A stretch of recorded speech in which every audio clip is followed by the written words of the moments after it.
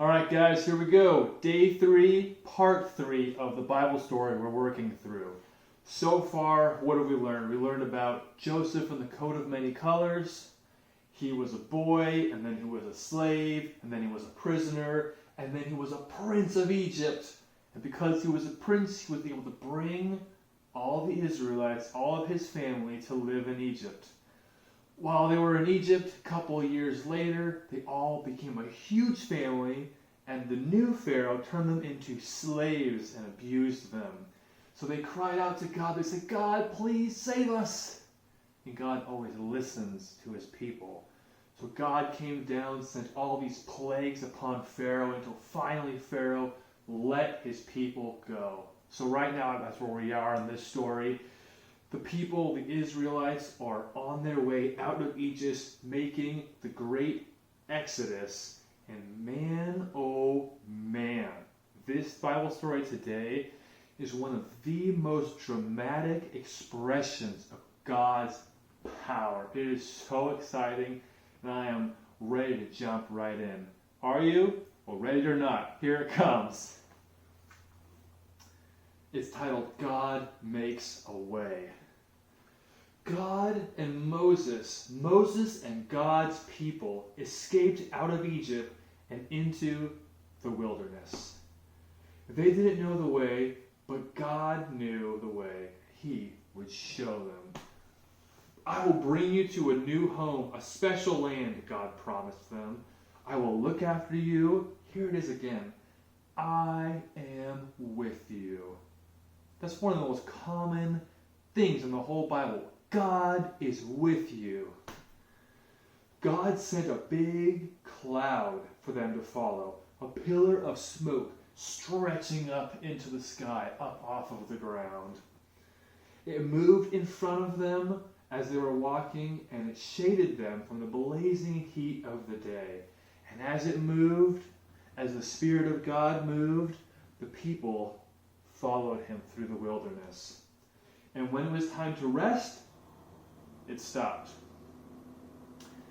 And all through the cold desert nights, it kept them warm by glowing with flames. In the day, a pillar of smoke. At night, a pillar of fire. God led his people through the desert to the edge of the great sea. And they were just wondering how to cross it when suddenly they heard a thundering, terrible pounding. It sounded almost like horses' hooves. They shaded their eyes and looked back and screamed. It was Pharaoh and his army were coming to get them. Pharaoh had changed his mind again. Pharaoh, he said, "Get my slaves back," he screeched, and charged out into the desert after them with 600 of his fastest, most powerful horses, and every single chariot in Egypt. What were God's people going to do? In front of them was the great sea. It was so big, there was no way around it, and there was no way through it because it was too deep. They didn't have any boats, so they couldn't sail across, and they certainly couldn't swim across because it was way too far and they would all drown. And they couldn't turn back because Pharaoh was chasing them. They could see the flashing swords now glinting in the baking sun, and the dust clouds, and chariot after scary chariot surging towards them. So they did the only thing there was left to do. Panic! "We're all going to die," they screeched. "Don't be afraid," Moses said. "But there's nothing we can do," they screamed. Moses said, "God will do it for you. Trust him and watch." "But there's no way out," they cried. "God will make a way," Moses said. Another minute and it would have been all over. But the strangest, most powerful thing happened.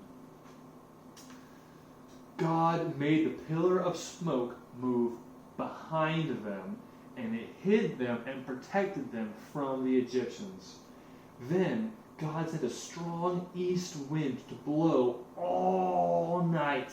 It blew on the water of the big sea. It blew it to the left, and it blew it to the right. And it blew it into two towering walls of water. And there, right through the middle of the sea, a dry pathway opened up, and God's people walked across on dry land. That is the power of our God. When the Egyptians tried to follow, the walls of water crashed back down and swallowed them up. God's people were safe. They danced and laughed and sang and thanked God. When there had been no way out, God had made a way. Many years later, once again, God was going to make a way where there was no way. From the beginning, God's children had been running from him and hiding. God knew his children could never be happy without them, but they couldn't get back to him by themselves. They were lost. They didn't know the way back, but God knew the way, and one day he would show them. What that is talking about is how you and me, we've all sinned.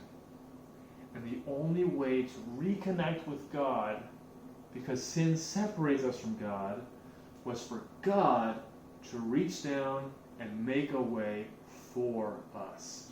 Just like the Israelites trapped between the Egyptians and the sea, we at one point were trapped in our sin.